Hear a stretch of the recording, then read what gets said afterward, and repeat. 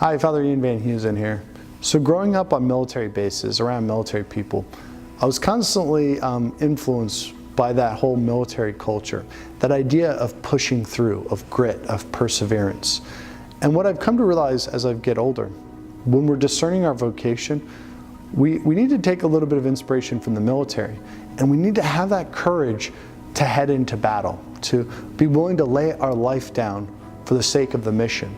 Now, of course, we know that in a supernatural way, in the life of grace, it's to lay down our lives for Jesus Christ.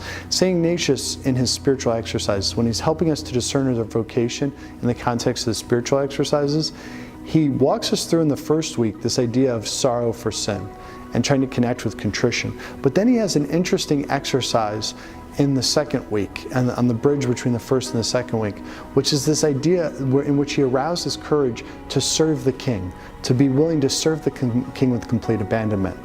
So when I think of that now in my own life and my own story and my own growing up, I think of it in terms of soldiers.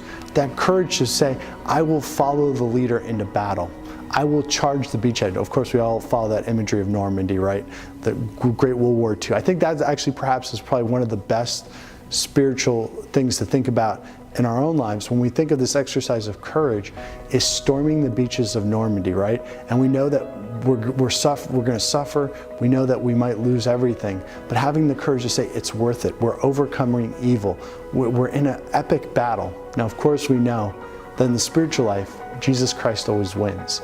That when we have that courage, the lies of the enemy is that we could be lost or things like that, but we know that if we persevere with Jesus Christ, that He is always victorious. So let's consider that today.